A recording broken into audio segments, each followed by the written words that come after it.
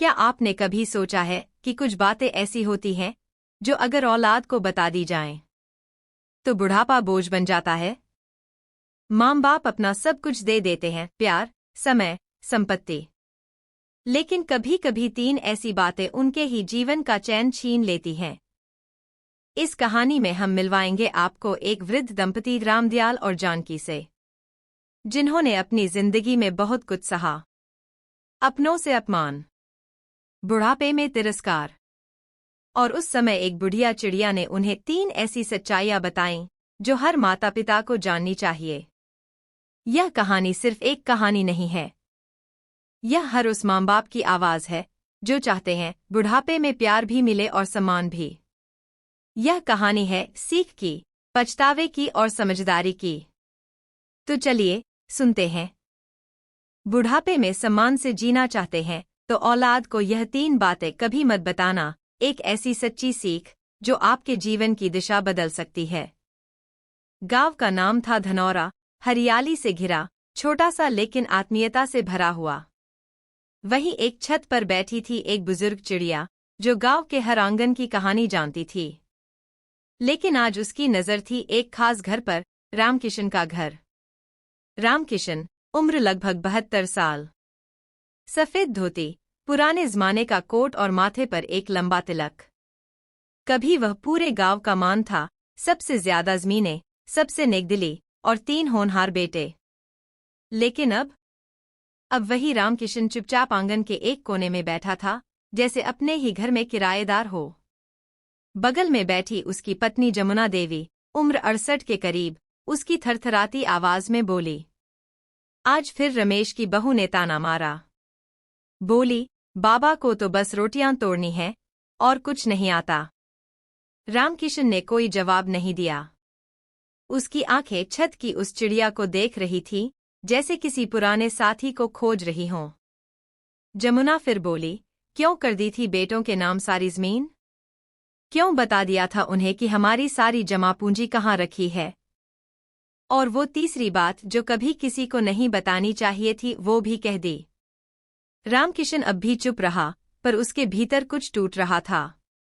एक एक करके उसके बेटे रमेश, सुरेश और मोहन सब अपने हिस्से लेकर अलग हो गए थे। लेकिन माँ बाप को बांटना उन्हें मुनासिब नहीं लगा। इसलिए माँ बाप को बारी बारी अपने अपने घर रखने की व्यवस्था बना दी गई, हर 6 महीने में एक घर। अब की बार रामकिशन और जमुना रमेश के घर थे। बेटा नौकरी पर चला जाता, बहू ताने देती रहती। पोते अब बाबा को झगड़ालू बूढ़ा कहकर चिढ़ाते। जीवन का अंतिम पड़ाव जो कभी शांति की कल्पना से भरा था अब अपमान और चुप्पी में बदल चुका था। उसी दिन दोपहर को जब सब सो रहे थे, रामकिशन आंगन में बैठा हुआ था। तभी वही चिड़िया फिर से उसके पास आकर बैठ गई। चिड़िया बोली, तुमसे एक गलती हुई है रामकिशन। तुमने अपने बुढ़ापे को औलाद के रहम पर छोड़ दिया। और 3 बातें जो किसी को नहीं बतानी चाहिए, तुमने खुद जाकर बेटों को बता दी। रामकिशन चौंका। यह चिड़िया बोल रही थी। तू कौन है? चिड़िया मुस्कराई। मैं हर उस माँ बाप की चेतना हूँ जो अपनी औलाद से प्रेम में अंधे होकर भूल जाते हैं कि आत्मसम्मान से बढ़कर कोई पूंजी नहीं होती। अब मैं तुझे बताऊंगी वो 3 बातें क्या थीं जिन्हें औलाद को कभी नहीं बताना चाहिए। लेकिन उसके पहले तुझे अपनी कहानी सुनानी होगी, कहाँ और कब तूने ये 3 भूलें कीं। रामकिशन की आंखें भर आईं। उसने सिर झुकाया और बोला, ठीक है, बता दूंगा। अब छिपाने को कुछ बचा भी नहीं। चिड़िया बोली, तो कल सुबह मिलते हैं। पहले बात वही होगी जो तुमने सबसे पहले अपनी औलाद से कहकर सबसे बड़ी गलती की थी। रामकिशन देर तक उस चिड़िया को उड़ते हुए देखता रहा। और उस रात, बहुत समय बाद, उसकी आंखों में नींद नहीं, पछतावे के आंसू थे। अगली सुबह थी। गांव में कोहरे की हल्की चादर बिछी थी। रामकिशन चुपचाप तुलसी के पास बैठा था, आंखों में एक बेचैन इंतजार। तभी वह चिड़िया फिर आई, अपने पंखों को समेटती हुई, वही तेज नजरें लिए। चिड़िया बोली, आज वो पहली बात बताएंगे जिसे किसी भी पिता को औलाद से कभी नहीं कहना चाहिए। अपनी पूरी संपत्ति का खुलासा मत करो। रामकिशन ने एक लंबी सांस भरी और उसकी आंखों के सामने जैसे परत दर परत बीते सालों की घटनाएं खुलने लगीं। 13 साल पहले का समय। वो दिन किसी त्योहार की तरह था। घर के आंगन में मिठाई की खुशबू थी, दालानों में हंसी थी और तीनों बेटे रमेश, सुरेश और मोहन शहर से लौटे थे। उनके हाथों में फूलों के हार थे, गले में ममता और आंखों में सवाल। सभी ने बड़े प्यार से पिता के सामने बैठकर कहा, बाबा, अब तो आपकी उम्र हो रही है। आप खेती छोड़िए, बस बताइए कि आपके पास क्या क्या है और सबको बराबर बांट दीजिए। हम आपसे कुछ छीनना नहीं चाहते, बस आपको आराम देना चाहते हैं। उनकी बातों में मिठास थी इतनी कि जमुना देवी भी भावुक हो गई और बोलीं, रामकिशन जी, देखिए ना, हमारे बेटे कितने समझदार हैं। रामकिशन ने बहकों में आकर वह कर डाला जो किसी भी पिता को बुढ़ापे में नहीं करना चाहिए। उसने तीनों बेटों को बुलाया और घर की बैठकी में जमीन के कागज, बैंक पासबुक और जेवर का हिसाब रख दिया।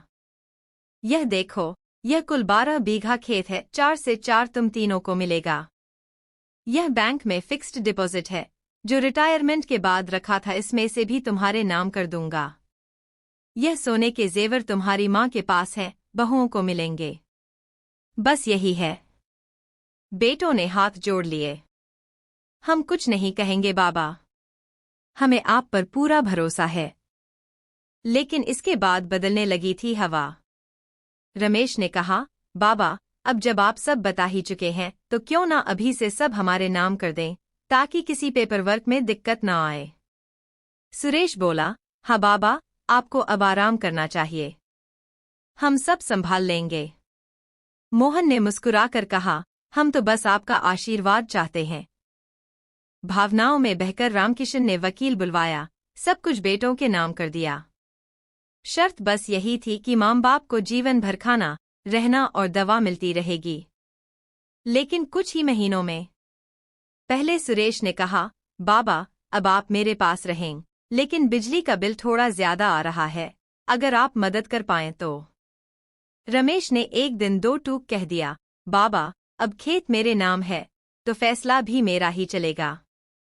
मोहन ने सबसे छोटी बात कहकर सबसे बड़ा घाव दिया, बाबा, अब तो आपके पास कुछ बचा ही नहीं है, हमसे क्यों उम्मीद रखते हैं। जमुना देवी ने एक दिन रोते हुए कहा, हमने तो बेटों को अपनी पूंजी मान लिया था, पर अब लग रहा है जैसे हमने खुद को बेच दिया है। चिड़िया बोली, रामकिशन, जब तक बेटे जान नहीं पाते कि उनके माँ बाप के पास क्या है, तब तक उनके व्यवहार में उम्मीद और सेवा होती है। लेकिन जब सब कुछ जान जाते हैं और वो भी मिल जाता है, तो वहाँ सेवा की जगह हक ले लेता है। और जहाँ हक आ गया, वहाँ रिश्तों की गरिमा चली जाती है। रामकिशन ने सिर झुका लिया। तो पहली सीख, अगर बुढ़ापे में सम्मान चाहिए तो अपनी पूरी संपत्ति की जानकारी औलाद को मत दो। न वह जरूरत है, न समझदारी। सुबह की पहली रोशनी अभी आंगन में पाँव पसार ही रही थी। रामकिशन बांस की बनी पुरानी चौकी पर बैठा था, एक थकी सांस और एक भारी मन लेकर। चिड़िया आज फिर आ चुकी थी, वही नन्ही लेकिन अनुभवी चिड़िया, जिसकी आंखों में सैकड़ों कहानियों की परछाई थी। वह बोली, आज की दूसरी सीख सुनने को तैयार हो रामकिशन। रामकिशन ने गर्दन हिलाई। चिड़िया बोली, बुढ़ापे में कभी भी औलाद को ये मत बताओ कि तुम्हें उनमें से कौन सबसे ज्यादा प्रिय है। ये बात दिल में रखो, जुबान पर नहीं लाओ। यही तुम्हारी दूसरी गलती थी। रामकिशन की आंखें एक बार फिर पुराने दिनों में चली गईं। 10 साल पहले का समय। तीनों बेटे अपने अपने परिवार के साथ आए हुए थे। आंगन गुलजार था। हंसी ठिठोली, बच्चों की किलकारियां, बहुओं की चुहलें, सब कुछ किसी तीज त्योहार से कम न था। उस रात आंगन में चौपाल लगी थी। गांव के कुछ बड़े बुजुर्ग भी मौजूद थे। बातों बातों में गांव के पटवारी ने मजाक करते हुए पूछ लिया, रामकिशन जी, तीनों बेटे अच्छे हैं, लेकिन सच्ची बात बताइए, आपको सबसे ज्यादा कौन प्यारा लगता है? रामकिशन ने बिना सोचे समझे मुस्कुराकर कहा। मोहन सबसे छोटा है और वही सबसे सीधा है। मेरा सबसे प्यारा तो वही है। बाकी दोनों तो अब बड़े हो गए हैं, दुनियादार हो गए हैं। एक साधारण सी बात थी, पर अगली सुबह से घर का वातावरण बदल गया। सुरेश की पत्नी नीना बोली, अगर सबसे प्यारा मोहन ही है तो बाकी के क्या नौकर हैं? रमेश ताना मारने लगा, हम लोग तो बस फालतू हैं बाबा के लिए। अच्छा हुआ आपने बता दिया, वरना हम तो सेवा ही करते रहते। रामकिशन के शब्द जो उसने भावुकता में कहे थे, अब तीर बनकर उसके अपने ही सीने में चुभने लगे। कुछ ही समय में सुरेश ने आना बंद कर दिया। रमेश ने दूरी बना ली। जो बेटे हफ्ते में एक बार फोन कर लेते थे, अब महीनों तक खामोश रहने लगे। मोहन, जो अब तक सबसे भोला माना जाता था, अब उस पर भी भाई ताना मारते। जा, तू तो बाबा का दुलारा है। सब कुछ तुझे ही मिलेगा, हमें क्यों पूछेगा? एक दिन जमुना देवी ने कहा, देखा रामकिशन, एक प्यार भरी बात ने कितनी दीवारें खड़ी कर दीं। अब सोचो, जब हम चले जाएंगे, तब क्या ये तीनों एक दूसरे का मुंह देखेंगे? चिड़िया ने धीरे से कहा, पिता का प्यार सबके लिए होता है, लेकिन अगर वो किसी एक को सबसे प्यारा बता दे, तो बाकी दो उसे अपना अपमान समझ लेते हैं। जहां प्रेम में भेद दिखा, वहां सम्मान और भरोसा मिट जाता है। तो दूसरी सीख ये है, कभी किसी औलाद से न कहो कि वह तुम्हारा सबसे प्यारा है। तुम्हारे दिल में चाहे जो भी हो, लेकिन हर संतान को ये विश्वास देना जरूरी है कि वो बराबर है। यही प्यार है, यही संतुलन है। रामकिशन चुप था। उसकी आंखों में अब पछतावे के साथ भय भी था। क्या अब बेटे कभी वापस वही बन पाएंगे? चिड़िया ने रामकिशन के पास आकर अपनी आंखों में गहरी चिंता के साथ देखा। रामकिशन, अब सुनो तीसरी और आखिरी बात। उसकी आवाज में गहरी समझ थी, जैसे हर शब्द की गूढ़ता को महसूस किया गया हो। तुमने अपनी बीमारी और कमजोरी औलाद को बता दी, और यही तुम्हारी सबसे बड़ी गलती थी। रामकिशन ने एक पल को चुपचाप उसकी बातों को सुना, फिर यादों में खो गया। उसकी आंखों में एक जलती हुई तस्वीर उभर आई, जो उसे बार बार कचोटती थी। 5 साल पहले की बात। रामकिशन अब बूढ़े हो चले थे। हड्डियों में दर्द, गठिया की समस्या और कभी कभी हल्का बुखार आ जाता। पर वह किसी से भी इसे नहीं दिखाते थे। हमेशा वही मेहनत, वही खेतों में काम और घर की देखभाल। लेकिन एक दिन, जब वह खेत में हल चला रहे थे, अचानक उनके पैरों में सूजन और तेज दर्द हुआ। वह गिर पड़े। किसी तरह गांव के पास के एक डॉक्टर से इलाज कराया, लेकिन डॉक्टर ने कहा, रामकिशन जी, अब आपकी उम्र हो गई है, ये गठिया और कमजोरी धीरे धीरे बढ़ेगी। अब आराम करना ही बेहतर है। जब वह घर लौटे, तो उनकी पत्नी जमुना देवी ने पूछा, क्या हुआ रामकिशन? तुमने डॉक्टर से क्या कहा? रामकिशन ने सिर झुकाया और कहा, जमुना, डॉक्टर ने कह दिया है कि अब बस आराम करना है। अब हम पहले जैसे नहीं रह पाएंगे। उन तीनों बेटों से कह दो, अब हमें अकेले रहकर ही जीने देना।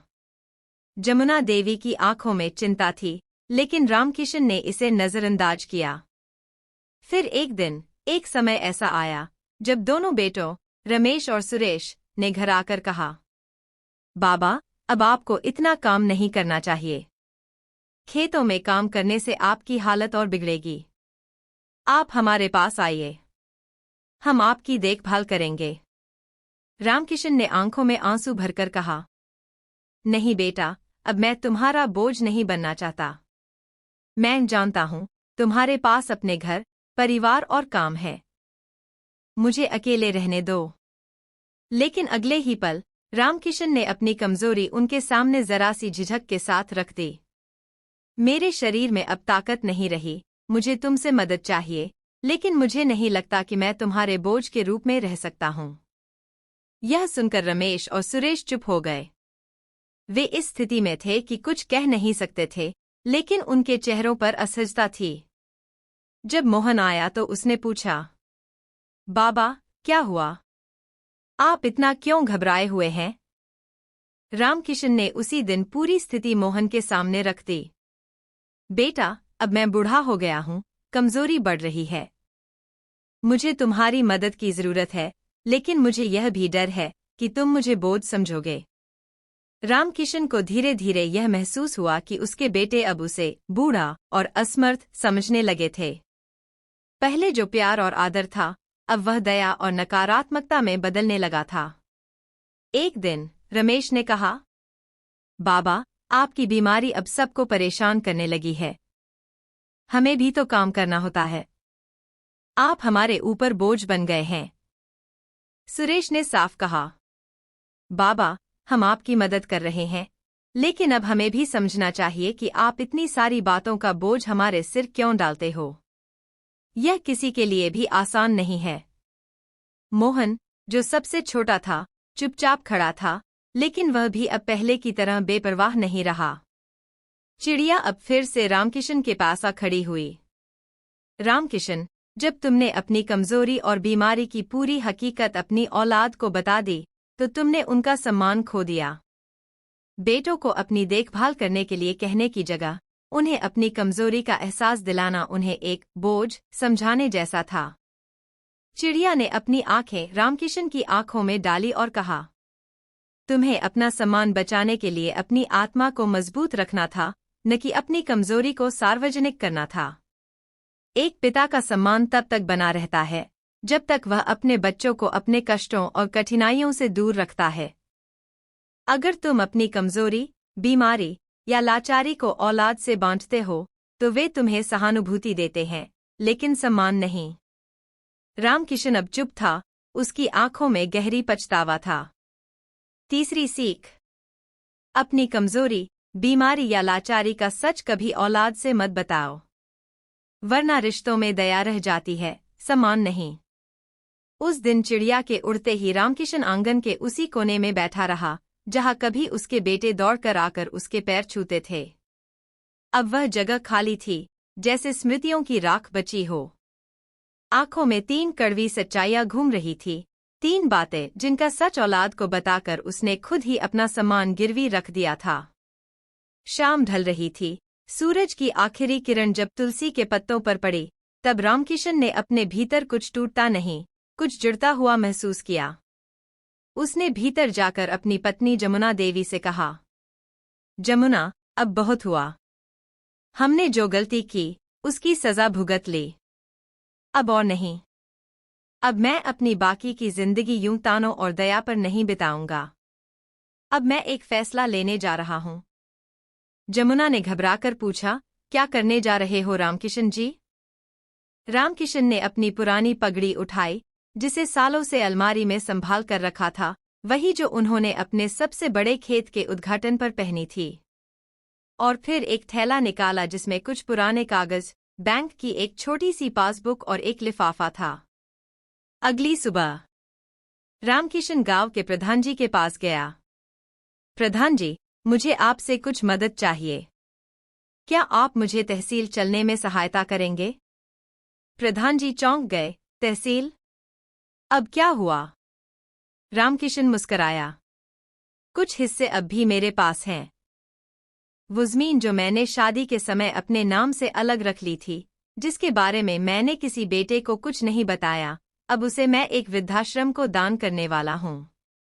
और मेरी फिक्स डिपॉजिट जो मैंने जमुना के नाम पर छिपाकर रखी थी, उसे भी अब जरूरतमंदों के लिए इस्तेमाल करूंगा, अपने बेटों के लिए नहीं। प्रधान जी सन्न थे। पर दान क्यों? रामकिशन ने कहा, मैं अब अपने बच्चों को कुछ नहीं देना चाहता, क्योंकि उन्होंने मुझे कुछ नहीं समझा। सम्मान हम खरीद नहीं सकते, पर जब वो छीन लिया जाए तो चुप रहना अपराध है। उसी दिन तीनों बेटों को एक चिट्ठी मिली। चिट्ठी में लिखा था, तुम्हारे पिताजी अब अकेले नहीं हैं। उन्हें न सहारे की जरूरत है, न दया की। उन्होंने जो कुछ भी था तुम्हें पहले ही दे दिया था। अब जो बचा है, वो वह खुद के लिए रखेंगे, सम्मान के लिए। और जो सबसे कीमती था, वह था उनका भरोसा, जो अब टूट गया है। अब उन्हें देखने आने की कोई जरूरत नहीं है। अगर आना हो तो सिर्फ तब आना जब तुम्हारे दिल में सच्चा पछतावा हो और माँ बाप को सम्मान देने की भावना हो। तीनों बेटे सन्न थे। मोहन, जो सबसे सीधा था, सबसे पहले दौड़ा भागा आया। बाबा, मैंने कभी जानबूझकर कुछ नहीं किया, मुझे माफ कर दो। रामकिशन ने मुस्कुराकर सिर पर हाथ रखा। तू सबसे अच्छा था बेटा, लेकिन तूने भी तब चुप्पी साधी जब मैं टूट रहा था। और यह भी एक अपराध है। रमेश और सुरेश कुछ दिन बाद आए, लेकिन रामकिशन ने उन्हें सामने बैठाकर बस एक बात कही। अब मुझे किसी से कुछ नहीं चाहिए। जो चाहिए था वो तुमसे पहले मांग लिया, अब बाकी जीवन मुझे खुद से मांगना है। चिड़िया उस दिन फिर आई और बोली, रामकिशन, अब तू समझ गया है। बुढ़ापे का सबसे बड़ा सहारा बेटा नहीं, बल्कि आत्मसम्मान होता है। बेटा तभी साथ होता है जब वो तुम्हें मजबूती के साथ खड़ा देखे। कमजोर दिखोगे तो सब साथ छोड़ देंगे। अब तू जीतेगा अपने लिए। अगले कुछ महीने रामकिशन ने अपनी बचे खुचे खेत को गांव के स्कूल को दान किया, मंदिर की मरम्मत करवाई और अपनी पत्नी के साथ गांव के आखिरी छोर पर एक छोटी सी झोपड़ी में रहना शुरू कर दिया, जहां कोई ताना नहीं था, कोई बोझ नहीं था, सिर्फ शांति थी। गांव के बच्चे अब उन्हें बाबा जी कहते और हर सुबह उनके पास बैठकर जीवन की बातें सुनते। रामकिशन अब सम्मान में जी रहा था। अगर बुढ़ापे में सम्मान से जीना चाहते हो तो ये 3 बातें औलाद से कभी मत बताओ। अपनी पूरी संपत्ति का ब्यौरा मत दो। कौन औलाद तुम्हें सबसे प्रिय है, ये मत कहो। अपनी बीमारी, कमजोरी या लाचारी का सच मत खोलो, क्योंकि रिश्ते तब तक टिकते हैं जब तक उनके बीच सम्मान जिंदा रहता है। दया से मिला खाना कभी आत्मा को तृप्त नहीं कर सकता। बुढ़ापे का सौंदर्य आत्मसम्मान में है, न कि औलाद की दया पर। दिन ढल रहा था। सूरज की हल्की सुनहरी किरणें आंगन में पसरी थीं। रामदयाल और जानकी अब अपने पुराने घर में नहीं थे। गांव के एक किनारे एक शांत सी कुटिया में वे अब अकेले रहते थे, लेकिन अब उनका अकेलापन बोझ नहीं, बल्कि आत्मसम्मान का प्रतीक बन गया था। बुढ़िया चिड़िया अब रोज आती, एक डाल पर बैठती और मुस्कुराते हुए कहती, समय ने सिखा दिया, सम्मान मांगने से नहीं मिलता, उसे अपने व्यवहार और समझ से पाया जाता है। रामदयाल अब हर आने जाने वाले से एक ही बात कहते, औलाद को प्यार दीजिए, संस्कार दीजिए, लेकिन 3 बातें कभी मत बताइए। अपने पास कितनी जमा पूंजी है, किस औलाद से ज्यादा उम्मीद है, अपनी अंतिम इच्छा क्या है। इन 3 बातों ने ही हमारे बुढ़ापे का सुकून छीना था। उनकी जिंदगी ने बहुत कुछ खोकर यह सीख पाई थी, लेकिन अब वे अपने अनुभव से गांव के दूसरे बुजुर्गों को सतर्क कर रहे थे। धीरे धीरे उनका जीवन समाज के लिए एक जीवित उदाहरण बन गया कि कैसे अपने स्वाभिमान की रक्षा करते हुए भी जीवन को सम्मानपूर्वक जिया जा सकता है। एक दिन गांव के युवाओं ने मिलकर उनकी सेवा करने की ठानी। कोई दूध लाता, कोई दवा, कोई सब्जी। जानकी की आंखों में नमी थी, लेकिन इस बार वो आंसू दुख के नहीं, संतोष के थे। बुढ़िया चिड़िया आज फिर आई और बोली, अब तुमने सीख ली है वो बात जो मैंने बताई थी। अब बाकी लोगों को बताना, ताकि कोई और माँ बाप अपना बुढ़ापा गवा न दें। प्रिय दर्शकों, अगर आपको ये कहानी पसंद आई हो तो कृपया इसे लाइक करें, अपने दोस्तों और परिवार के साथ शेयर करें और हमारे चैनल को सब्सक्राइब करना न भूलें। घंटी दबाएं ताकि ऐसी ही और कहानियां आप तक सबसे पहले पहुंचें। याद रखिए, जिंदगी अनुभवों से बनती है और सीख वही है जो दूसरों को दुख से बचाए। धन्यवाद।